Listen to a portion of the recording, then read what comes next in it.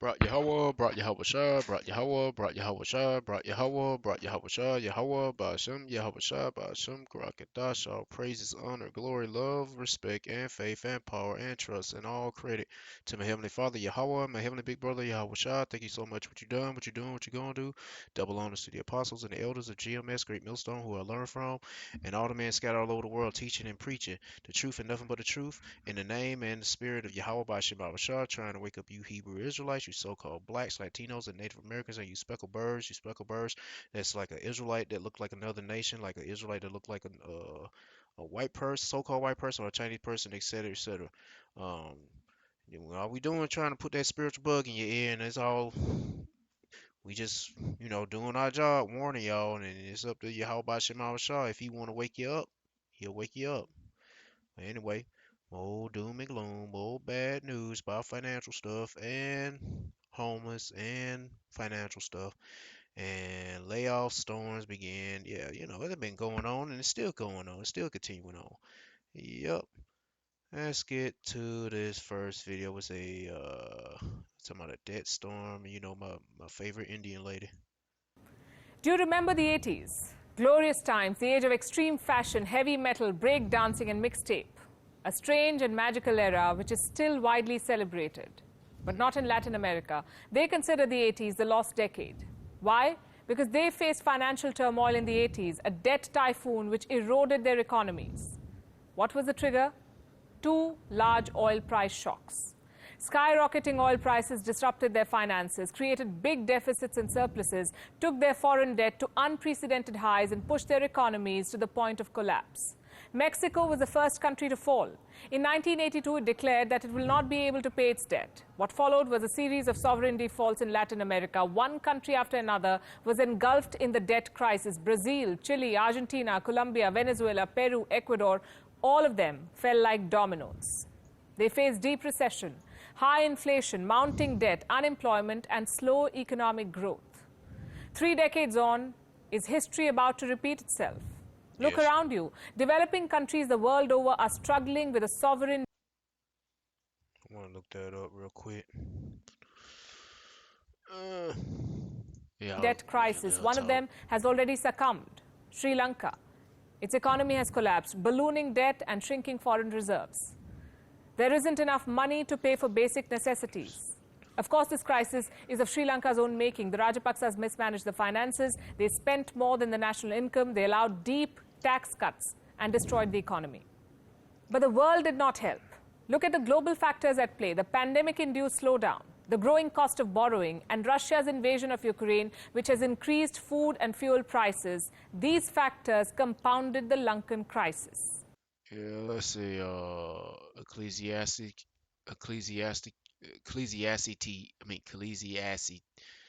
I'm trying not to say Ecclesiasticus, but Ecclesiastic. You get what I'm saying. Here it goes right here. What I'm trying to say. Chapter 1, verse 9.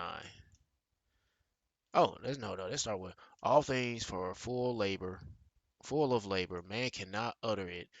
The eye is not satisfied with seeing, nor the ears filled with hearing. The thing that have been, it is that which shall be, and that which is done is that which shall be done, and there is no new thing under the sun. I was just trying to find that scripture when she said that are we repeating history? Yes, you're repeating history. Nothing new, nothing new under the sun is gonna repeat over and over again. The only thing that's gonna be different is shit, I guess the clothes, technology, and I don't know. But shit, ain't nothing new. And they still persist. The fear is that the Lankan crisis could mutate. Experts say Colombo is just the canary in the coal mine. More countries are set to fall. The entire developing world is at risk. Hello and welcome to Gravitas Plus. I'm Palki Sharma Upadhyay. On the 15th of February, exactly 9 days before Russia invaded Ukraine, the World Bank issued a warning. Developing nations face a looming debt crisis. The World Bank named 70 countries, 70 low and middle income countries facing debt repayments worth $11 billion. The report said this burden could crush their economies in 2022. 9 days later, Russia invaded Ukraine. The invasion disrupted supply chains, it threw financial markets into disarray, and triggered a global oil crisis. The economic forecasts became darker and starker. In March, the United Nations released this report. It said there were 107 economies that face at least one of the three risks. Number one, rising food prices. Number two, rising energy prices. And three, tougher financial conditions. 107 countries face these risks. Together, they represent 1.7 billion people. That's more than 1/5 of humanity. There are 69 countries that face all the three risks: food, energy, finance, all three. 69 countries could go the Sri Lanka way. 25 in Africa, 25 in the Asia-Pacific, and 19 in Latin America. Which countries are these? We'll start with Egypt, the land of pharaohs. It is in the throes of a financial crisis. Egypt is the world's largest importer of wheat. Russia and Ukraine were its top suppliers. As they fight now, the supplies are running out. Last month, Egypt said that its wheat reserves will not last more than 3 months. Next, we have Tunisia, the birthplace of the Arab Spring. Its economy is overheating. Foreign debt accounts for 100% of its GDP. The trade deficit has widened to $800 million. Okay, that's enough. I don't want to play too much of this. If you want to check this out, go to this channel and type in this title, and you'll find her in there, and there'll be some other Indian women. But anyway, let's go on some other news. Yeah, man, cause shit, all these countries going through some shit, and you see Sri Lanka having some issues, and the people rising up against the government, and they're getting ready to gun some Sri Lankans out or down, gun some Sri Lankans, and that's how you call the citizens of Sri Lanka, Sri Lankans. I guess so, Sri Lankans. Well, the Sri Lankans, they gonna get shot the fuck up ends. Well, anyway, I ain't trying to be funny, but shot up ends. I don't know. They gonna be some dead Sri Lankans. I don't know. Anyway, let's move on. Yeah, 'cause the same shit gonna happen over in America, you know. And it's, you know, it's gonna be the same thing, especially when when they trying to get some food. Shit. And you know, another thing too I was gonna bring up, like I said in the last video, like the folks who got shot up at that if they did, because I'm hearing, I didn't see the video, but you know, I don't know, when they say it's real, then they say it's fake, there's no blood seen, because yeah, when you shoot somebody, there will be blood. You'll see either mist, and most of the time you will see like mist of red when somebody gets shot, especially when they like intent, like it's an intense moment, and the blood pressure going up, and it miss, but you don't see shit from what I heard. But anyway, so I mean, still, the devil is a devil. You know, he's full of trickery and such. But let's go on to what it's all about. Family's bank accounts drained by mysterious withdrawal. Put some spring in your sip with cold brew topped with cold foam at Dunkin'. A little salty with our salted And you know, these Edomites be running these banks, so hey, you can't trust these devils. caramel cold foam, or a little sweet with our sweet cold foam. Either way, it'll be smooth sipping from here on out. Spring on the cold brew. America runs on Dunkin'. Check your bank accounts often. That's the lesson 3 consumers now have for others. They were able to spot tens of thousands of dollars in mysterious withdrawals, but the money was taken by a business they say they've never heard of. So they asked the I-Team to investigate. They don't know each other, but their bank statements have similar. Yeah, they really still doing this 6 foot distance shit, 6 foot shit. God dang. Anyway, I'm just reading this because I'm trying to figure out where's this scripture at. I'll let this play. Mysterious withdrawals. A medical company withdrew money from their accounts, a combined total of more than $40,000. And you've never been to this facility? No. The large sums of money were taken directly Why they took so long to answer that question? I don't know. out of the 3 Oak Park family's bank accounts by Vollen Medical Center. That sent me into an instant panic because I immediately thought, oh no, did we charge something by accident? What happened? When Audrey Barrientos received a low balance warning from her bank, PNC, she logged in to find nearly Damn. $10,000 withdrawn by Volin. The bank couldn't stop the transaction because it was a direct debit. They utilized our full bank and full routing account numbers. Andy Carey had more than $22,000 taken from his 3 Chase accounts, all withdrawn by Volin Medical Center. Carey's bank said they couldn't stop the withdrawals either. Still, it's very unsettling, right? Super, yeah, very, very unsettling. And you've never been to this medical company or done business with them? Absolutely not. Laura Riff's USAA bank account had nearly $10,000 directly withdrawn by Volin. Just shit. You can't trust your own damn bank because they all have different accounts in different banks. Or different accounts. They bank with different banks. They're not in the same bank. And they get hit by the same motherfucking thieves. Or the same people. I mean, somebody who's, going by that name. Whatever you call it. Volin Medical. And the banks, what they going to do about it? They going to take them a while to investigate. Meanwhile, you're going to be broke as hell. Shit. You're going to be temporarily broke. We don't know how someone got that information. Riff and Barrientos banks investigated and several days later returned the money, but their accounts were nearly drained during that time. Carey said Well, his of course, that some bitch was at negative, right? They withdrew the hell out of that. I guess so. bank Chase did not send a refund, but when the I-Team got involved, Chase said, "We reviewed Mr. Carey's Yeah. case and made Chase is full of shit anyway. sure his funds were returned. We also apologize for any initial confusion due to a duplicate claim filing." You kind of lose the security that you thought you had. All 3 consumers found each other after posting their situations on Facebook. They began to search for the Volin Medical Center, but all they found was a Google address saying it was in the West Loop. No one ever answered the phone. It just rings. The I-Team went to that listed address for Volin Medical Center, a shared office space. We spoke to managers in this building, and they say that Volin Medical has never even had a medical facility here, but they only used the space to get mail. The Illinois Department of Public Health says it has no record of a Volin Medical Center as a registered provider with the state. We emailed a contact at Volin Medical. We received a response from a Ms. Dixie, operation manager, saying Volin never bills clients unless services are rendered. The email went on to say in a direct quote, "I reprimand you from running any fictitious stories on Volin Medical without due process is done to resolve the matter." Ms. Dixie offered to look into the charges after we supplied each person's name and amount charged. The consumers say they never heard back. Please leave your message. We also called another contact for the company but did not get a response. We can't figure out what the connection is, but surely there is. But one bank tells us it's possible in cases like these that consumers provided routing and account numbers to another business name which they thought was legitimate.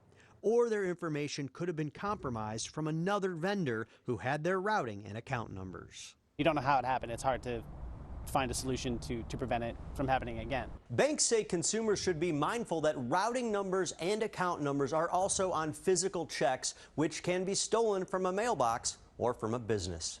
Jason Knowles, ABC 7 Eyewitness News. Yeah, a lot of thievery.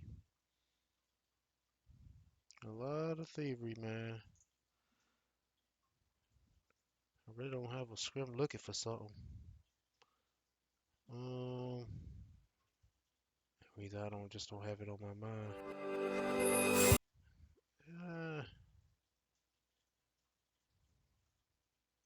I guess it's gonna be one of those videos when you damn running dry on daggone scriptures. But at least I put out the news to show you what times we living in. People we always got crooks. Yeah, we gonna always have crooks. People gonna take advantage of you.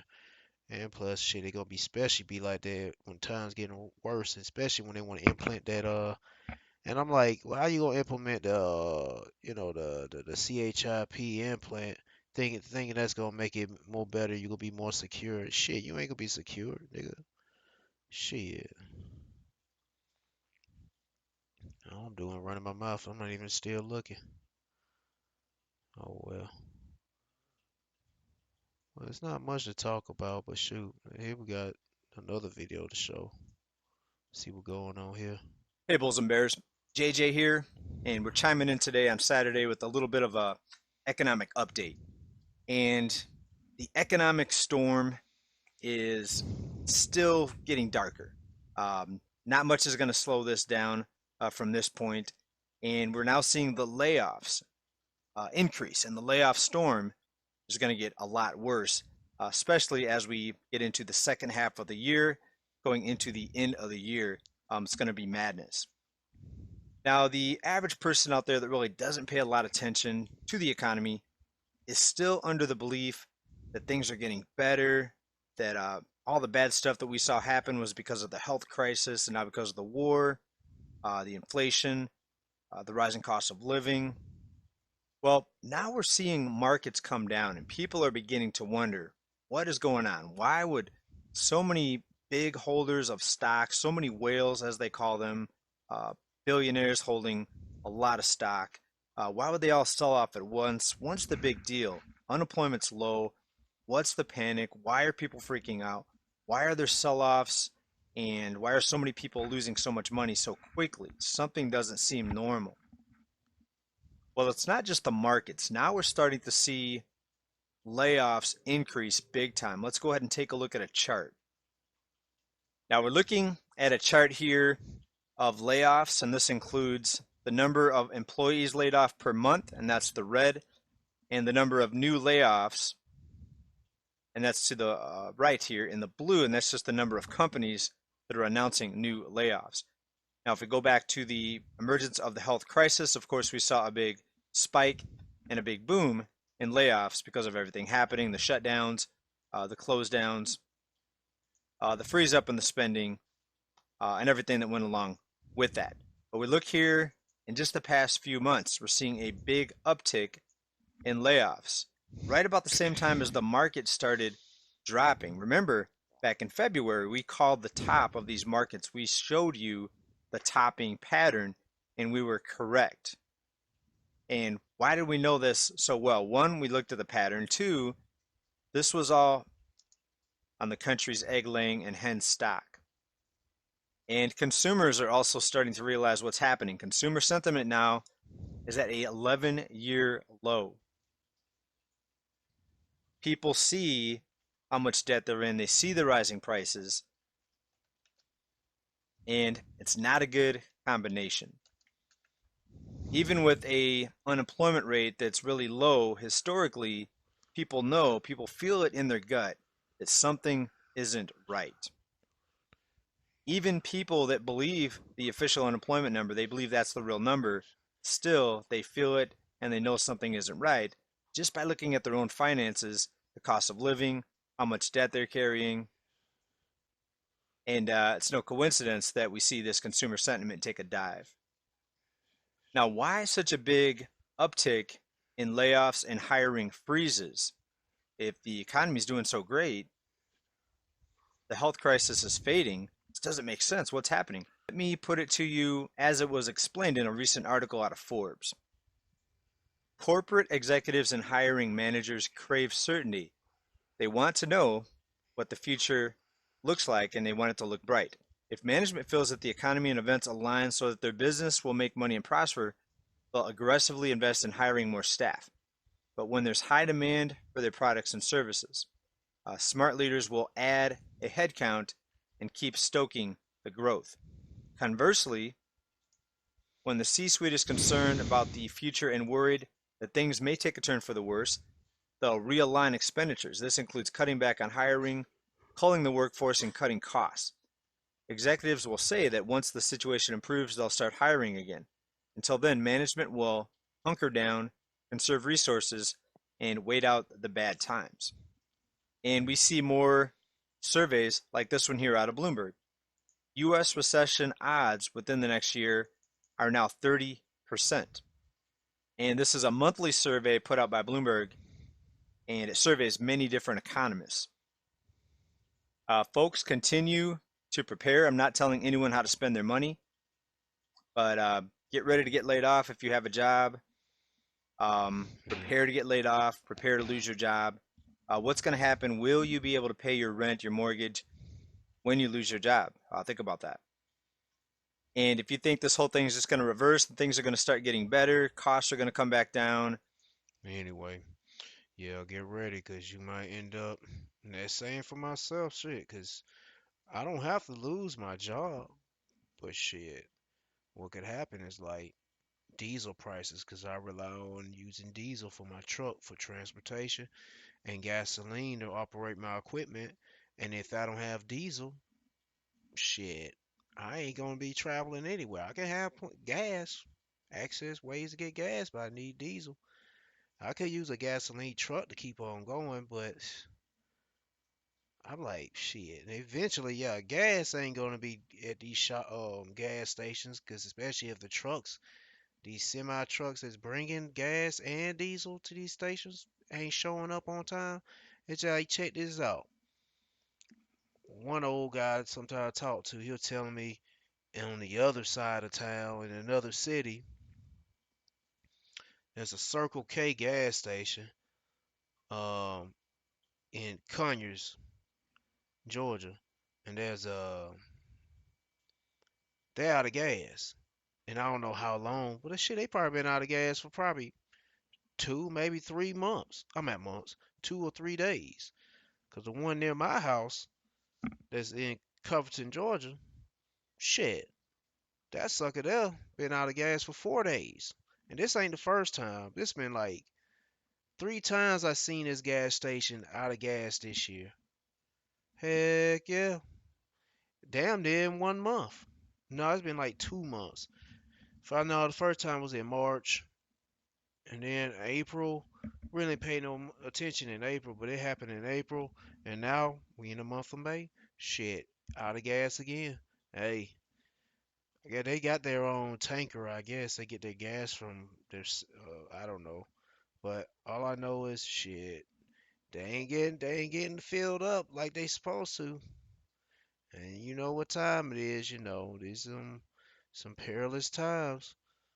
You say this? No, I mean when you want to know the signs, you got Second Timothy. I ain't gonna read it yet, but Second Timothy, and they don't mention anything about it. But you know, it's still is. I mean, we got all these people that's boasters, proud. You got a lot of these folks disobedient to parents, and unthankful, and unholy, ungrateful, truce breakers, and false accusers. You got a lot of this stuff going on. A lot of these people like this they gonna get some massive judgment.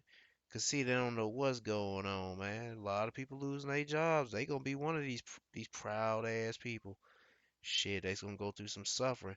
Let's get to this video, cause it's talking about city of 1,000. Downtown Phoenix, tent city explodes at alarming rate. And those same people, cause the Lord show He's the expert when it comes to humbling people down, man. Heck yeah. I'm so fat. Brendan, you're not fat. It's the shirt. Look at Nate. His true classic is tight around the chest. The homeless crisis has exploded with a pocket of streets in downtown Phoenix. And tonight, in a Fox 10 investigation, we kick off a series of reports on the issues and proposed solutions. There are more than 1,000 unsheltered people living on the streets of an encampment just a little bit east of the state capitol, known as the Zone. It's less than a mile from the state capitol. Investigative reporter Justin Lum has been spending some time there the last few weeks. He joins us live tonight.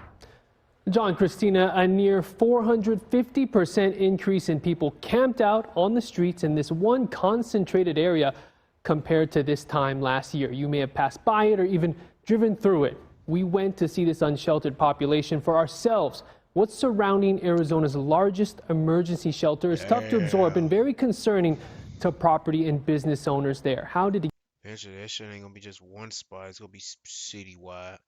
Every turn you make is gonna be tents. There go tent. Oh, there go tent. There gonna be 5 tents right there, bundled up. Yeah, gonna be tents everywhere. Shit, nobody either. They lost a job, and sooner or later this devil gonna push that CHIP implant on the whole world, and some people ain't gonna be down with it.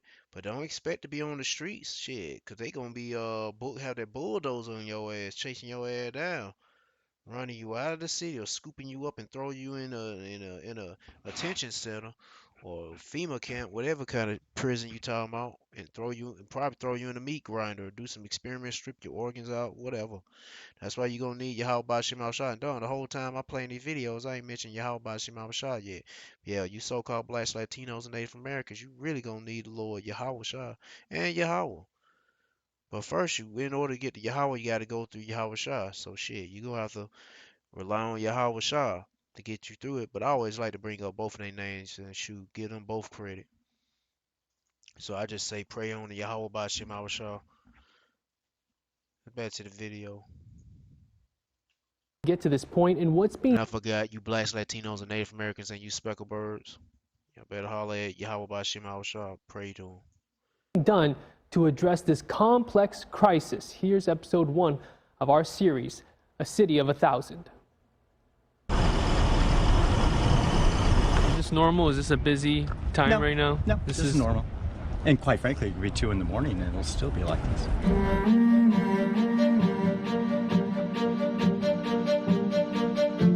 Tucked away in the concrete jungle of downtown Phoenix is a hidden community. Streets covered in nylon and polyester, tents spanning across several blocks. The reality here is completely different than the general reality of the planet. The reality here starts from 9th Ave to 13th Ave, between Jefferson and just south of Jackson, nearly 1,100 unsheltered. Shit, it's like way down here. People, all with different stories. Their home is in the zone. For almost 4 years, Greg Depker has experienced chronic homelessness, and for close to the last 3 months, he's been sleeping in a tent, he says, by choice. I asked him about the dangers of living here. About 7:30, 8 o'clock in the morning, 20 gunshots going off, which meant there were 2 different guns going at each other, with a nonprofit right over there serving us breakfast on Sunday. So welcome to your Sunday morning here. According to the National Alliance to End Homelessness, people experiencing chronic homelessness usually have complex and long-term health conditions, including mental illness, substance abuse, or physical disabilities. There's a lot of trauma here. I've done rehab twice. Greg says he overcame his addiction to alcohol some time ago. To make money, he donates plasma and keeps everything he needs in his backpack. Okay, you can steal everything here, but if you steal this, I'm screwed. Just a few hundred feet away from Greg is the downtown compound, a property owned by Angela O'Giles. She's also the president of the Madison Pioneers Coalition, a group of business owners and residents in the neighborhood concerned about the influx of unsheltered people. We'll call it Thunderdome. It used to be called the Zone, now they call it the Danger Zone. O'Giles shares photos of what she's witnessed outside her property. She says people often use the bathroom there, evidence of human waste seen here, and rat issues. Also, people blocking the driveway, and Angela claims drug activity is normal. I walked out my front door and had a man laying there dead. You know, like I said, I've seen 4 people go out in body bags. How many people see that once in their neighborhood? That was just 1 week. Her warehouse is filled with antiques and vintage furniture. It's now pretty much avoided. This is now one big storage facility, but Angela did want to start a business and couldn't seem to get it off the ground. I thought I was saying some flies. That's that damn drone noise. As the homelessness crisis just continued to get worse, and now she's surrounded by one of the largest tent cities in America. They can't make it a business. When you have people afraid to come someplace, or they're so uncomfortable, or you can't even get in. Maricopa County's last official unsheltered homeless count in 2022 was a little more than 5,000, a consistent year-to-year. Yeah, I ain't gonna play this too long, but of course, man, the Lord put these people in these positions for a reason. I mean, some, I wouldn't say deserve it, but that's a period where they need to humble down, and some just deserve it. But hey, the Lord got Yahweh Shema always got a plan for everybody. Yep. So don't act all shitty if it happens to you. You just gotta accept it, baby. Cause shit is better than doing this to humble you down, or you already humble, making sure you still humble, and toughen you up for much worse events. Cause it's better this than being destroyed by taking that RFI or that CHIP micro, implant thing, and and you just praying on Yahweh Shem Shah. He provide it, whatever he think you need, he'll provide to you. It ain't got to be the biggest thing. It can don't have to be the smallest, but he'll provide something to you. And I just pray the Lord, man, when it goes down, please be by my side. Please please be by my side. Yep. I get to this last one talking about the feds want you to lose your job and businesses to fight inflation. What kind of stupid shit? That is an uneducated economist. I want solar panels on my home, I but ain't they're saying too his title expensive. is stupid, I get this but comment all the time, they say and some the shit good like news is that. it's dead wrong. The feds. Good evening, everybody. Uneducated. Just like saying we need to save the planet, so we need to kill off at least 300 million people or 3 billion people. How about that? When we could save the world if we kill 3 billion people. Anyway. Economist here. So, I have always tried to pursue money. Like, ever since I was a little kid, I was thinking about this just after reading an article earlier. I have always tried to try and earn money one way or the other. Like, I remember being a kid, like even in like 6, 7 years old, I would go around and collect beer cans, pop cans. In Oregon, we have a 5-cent deposit on all carbonated beverages. At least at the time, it was a 5-cent deposit on all carbonated beverages. And so if you could collect 20 of these things, that was $1, and that was a pretty good deal if you were a 6-year-old, 7-year-old kid in the early 80s. I mean, that was easy candy money. And this kind of stuck with me throughout my life. Like this, tried to figure out how it is that you can earn some money. Like, if you're a kid and you can collect beer cans, that's a pretty easy thing to do. Well, then it puts you in the mindset of always trying to pursue money, even if it's collecting beer cans or mowing a lawn or doing whatever it takes. And so as I was growing up, like, I was always trying to earn money, always get on something. Find work. She stayed with her sister. They can't. Hard to get. Like, you really had to prove yourself. They want to put a freezing, like they can want the corporations to freeze jobs, right? And they don't have that ability to do that. To tell corporations to freeze these jobs. But they do have ability to raise interest rates. And so now I have to think, are you trying to fix the inflation that was caused by a severe severing of the supply chain by raising interest rates and getting corporations and businesses out there to put a freeze on hiring because the consumer is going to be punished by these higher interest rates? And by doing that, you can cause the employment, the tight labor market to diminish. You're actually going to try and kill the jobs, like job killing monetary policy, in order to bring down the inflation. Oh, shit. Yeah, because look what they doing over here in the UK. They trying to cut civil service jobs. Was it 91,000 civil service jobs? Pretty much more than that, I believe. But anyway, it's whatever. They gonna do whatever they gonna do. Just be ready for it. Because with all these job openings and the ability for labor to demand higher wages, well, that causes the inflation. So the Fed needs to kill the jobs. This is something that I never thought that I would think of coming from, like, and shit, they've been killing small businesses since 2020, when when they had all those riots and those You know, all those riots was going on, closed up a lot of businesses, and plus you had the 2019 Crown Victoria on the loose. They shut a lot of businesses down. A lot of people went out of business, from clothing stores, restaurants, whatever else selling something that doesn't no longer benefit society anymore. No. I remember one company, I still cut these people yard, but I won't be for so long because they about to move. They got their business somewhere down in downtown Atlanta, 5 Points, and they sell crystals. So, you know, people that looking for your crystal, I ain't even bought any, but shoot, they got all sorts of crystals. You know, you get the stuff because you know crystals used to take out bad energy or give you energy or whatever it is. They probably don't just sell crystals. They probably sell other stuff too. But some people use it for good, some people use it for bad.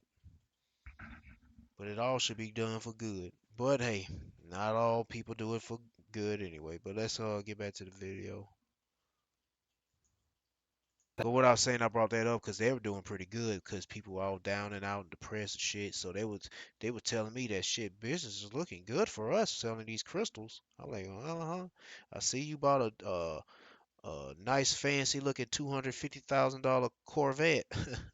Yeah, it looked pretty good. Yeah. And the car, they rarely even drive that shit. Hell no, they just got it sitting in the parking lot, just roasting in the sun. Damn, their paint might just start peeling off soon, chipping. You know how you got a car sitting out in the sun so long and never been moved? Yeah, I mean, it hasn't been moved. It has been moved, but it hasn't been moved enough. Yeah. Fed. Like they are literally going to try and cut the available jobs that are out there.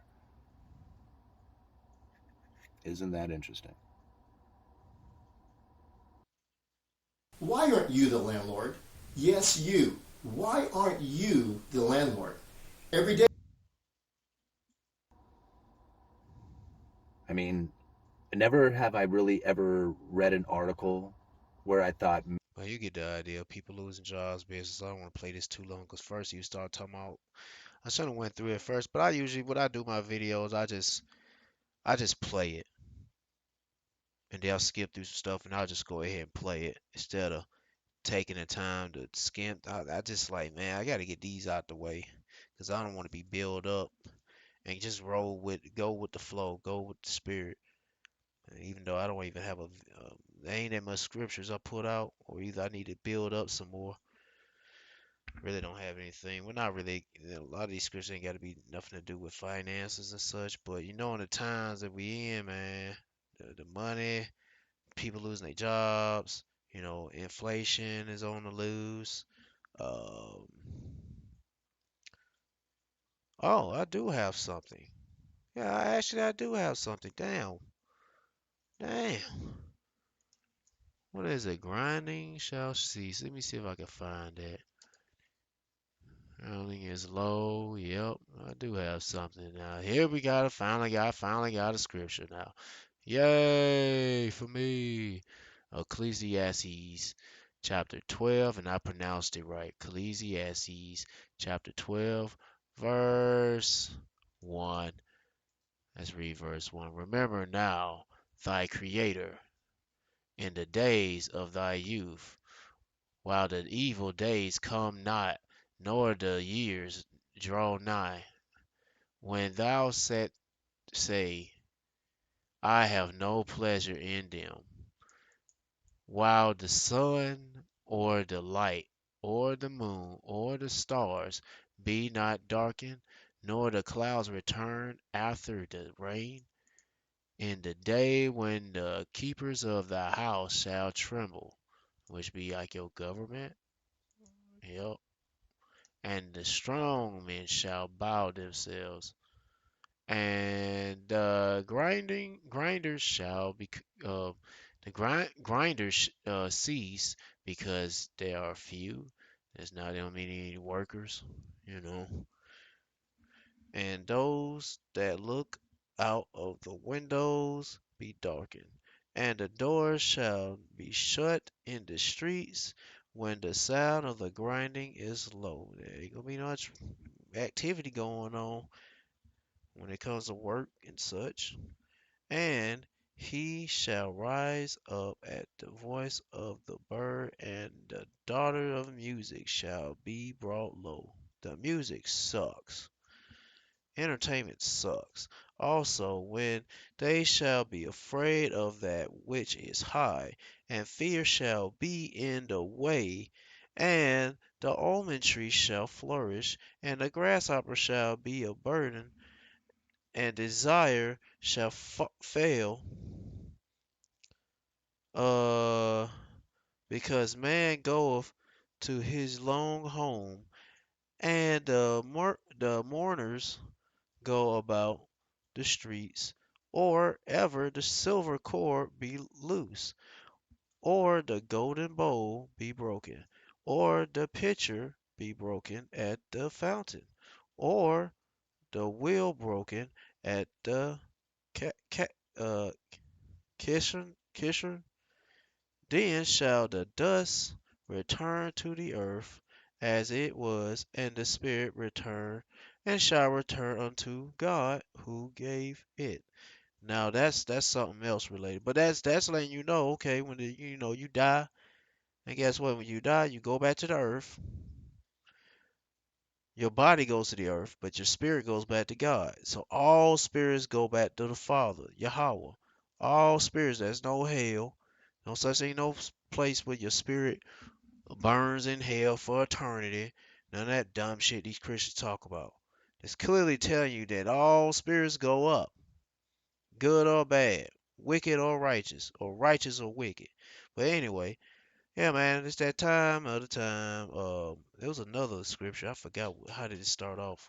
With something to do with almost the same thing about grinding, how low the storehouses close. Yeah, let me look that up. Store. I think I get little storehouses. Oh, shut. Are the storehouses closed or shut? I think storehouses shut. Storehouses. Or storehouses.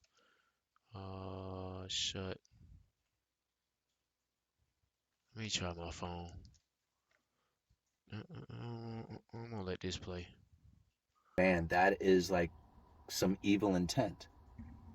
Right? They don't know where this is, like they don't know whose jobs are going to disappear, but that's cutting businesses.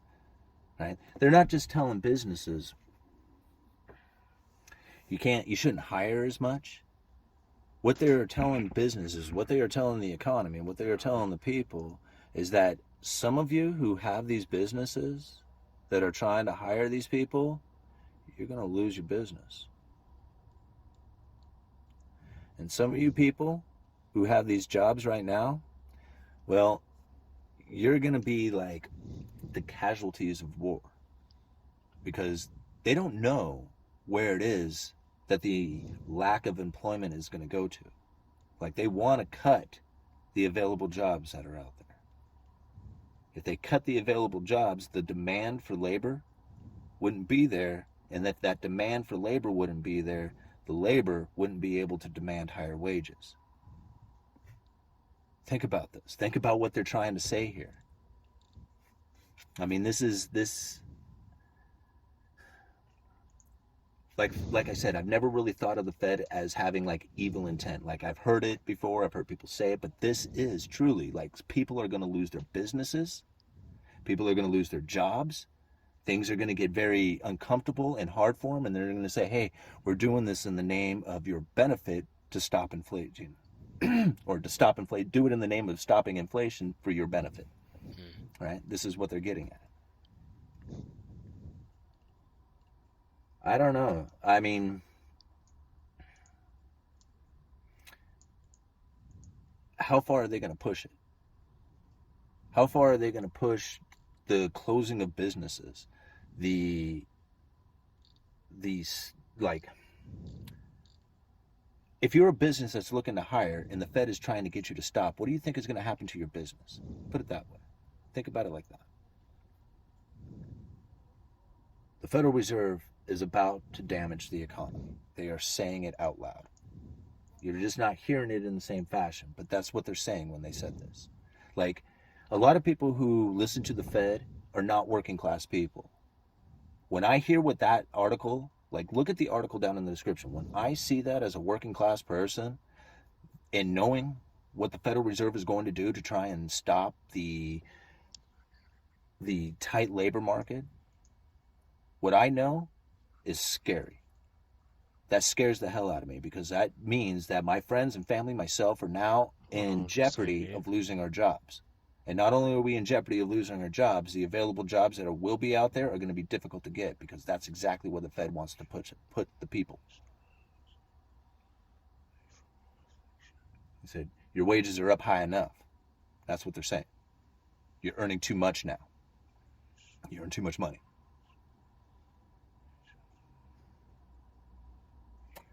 I'm going to leave it at that. Uneducated economist, you guys let me know. Oh, well, I thought I had found it, but I didn't. This ain't it. I guess I'll go ahead and get rid of it. I should keep it. I'll come back to it some other day.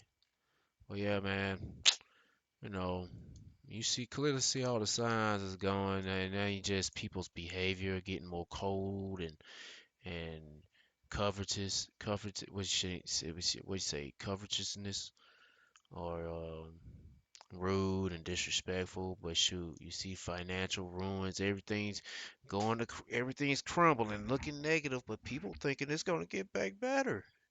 Just you wait. Like shit, you shitting you bullshitting yourself. And you know who's ultimately in control of all this? The Lord, Yahweh Bashim Shah, what people ignorantly call God, but his name is Yahweh, and people that ignorantly call Jesus, that's not his name. His name is Yahweh Shah. They're responsible for all this, and they're gonna jack this place up till the wicked are taken out of power. But right now, they got to bring the wicked of Israel and heathens, you lesser heathens and you Israelites, to a low state, make you feel uncomfortable, and a lot of judgment gonna go down.